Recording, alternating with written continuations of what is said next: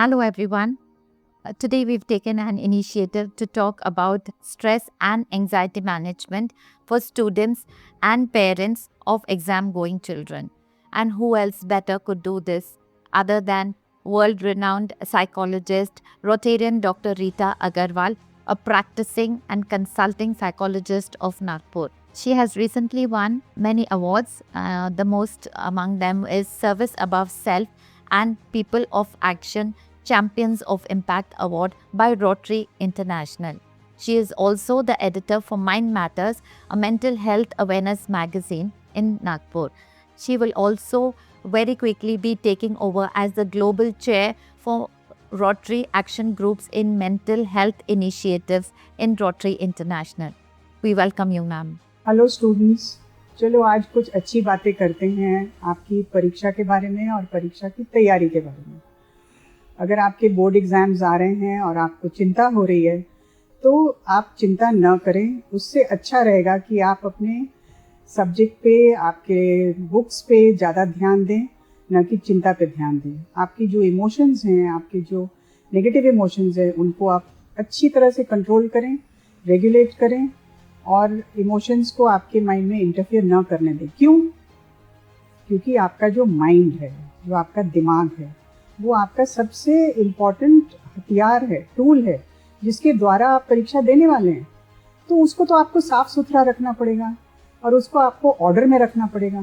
तो ऑर्डर में रखने के लिए, जैसे आपकी बाइसिकल है या आपका कंप्यूटर है या आपका मोबाइल है, उसको आप हमेशा साफ करते हैं, साफ सुथरा रखते हैं, उसको स्वच्छ रखते हैं। इसी तरह से आपके माइंड को भी एक हाइजीन होती है। उस हाइजीन में क्या होता है?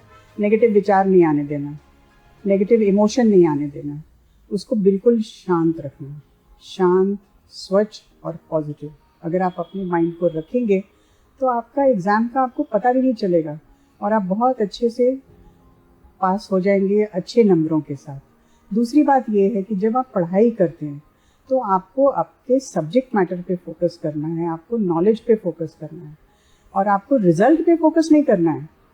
ध्यान रहे, ना आप रिजल्ट पे फोकस करेंगे, ना आप अपने माँ बाप पे फोकस करेंगे, ना आप अपने कॉम्पिटिटर्स, आपके क्लासमेट्स पे फोकस करेंगे। वो क्या कर रहा है, आप क्या कर रहे हैं और आपका सब्जेक्ट क्या बोल रहा है। आप किताब खोलिए और आपकी पूरा ध्यान आप अपनी किताबों में लगाएंगे तो आप बिल्कुल अच्छे नंबरों से पास हो जाएंगे, उत्तीर्ण हो जाएंगे। तीसरी बात ये है कि आपको सिर्फ एग्ज़ाम के टाइम आपको सिर्फ एग्ज़ाम के बारे में सोचना है और किसी चीज़ के बारे में नहीं सोचना है। तो हम इंग्लिश में उसको बोलते हैं eat exam, sleep exam, think exam, nothing else. दोस्तों को भूल जाइए, दुनिया को भूल जाइए, पॉलिटिक्स को भूल जाइए, newspaper, television, magazine, social media, parties, सब भूल जाइए। सिर्फ आपके सामने आपकी परीक्षा है तो आप परीक्षा पे ध्यान देंगे। क्यों? क्योंकि आपको परफॉर्म करना है और आपने सारी साल आपने पढ़ाई की है, तो क्या आप उस पर अच्छा परफॉर्मेंस नहीं करना चाहेंगे? आप खुशी से उसमें परफॉर्मेंस दीजिए और खुश होकर उसको एक चैलेंज की तरफ आप लेंगे तो आपके एग्ज़ाम्स बहुत मज़े से निकल जाएंगे, उसमें आपको टेंशन ही नहीं आएगी।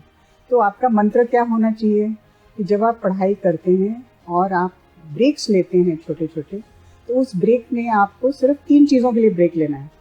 एक, कि आपको कुछ खाना है, और क्या खाना है? भरपेट पकौड़े या तली हुई पूड़ियाँ नहीं खानी है।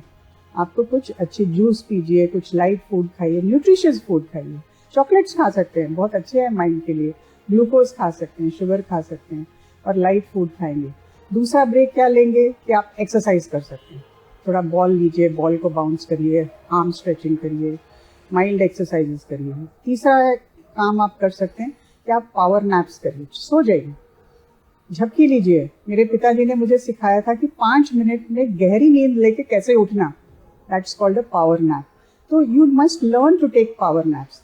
इन 3 चीज़ों के अलावा आपको कोई ब्रेक नहीं लेना है, आपको और कुछ नहीं करना है, ना सोशल मीडिया, ना टेलीविज़न, ना न्यूज़पेपर, कुछ नहीं। एक और चीज़ आपको जो याद रखनी चाहिए वो है कि आप सारा जो इन्फॉर्मेशन दुनिया से डाउनलोड करते हैं वो आपके 5 सेंसेस के द्वारा होती है। आप क्या देखते हैं, आप क्या सुनते हैं, आप क्या बोलते हैं और आप क्या महसूस करते हैं। तो ये जो आपके 5 सेंसेस हैं, इसको आपको कंट्रोल में रखना है।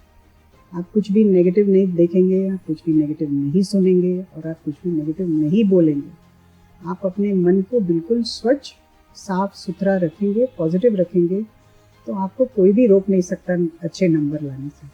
और लास्ट पॉइंट ये है कि अगर आपको कोई भी चीज़ करनी है, परफॉर्मेंस करनी है, एग्ज़ाम देना है, तो आपको प्रैक्टिस तो करना ही पड़ेगा।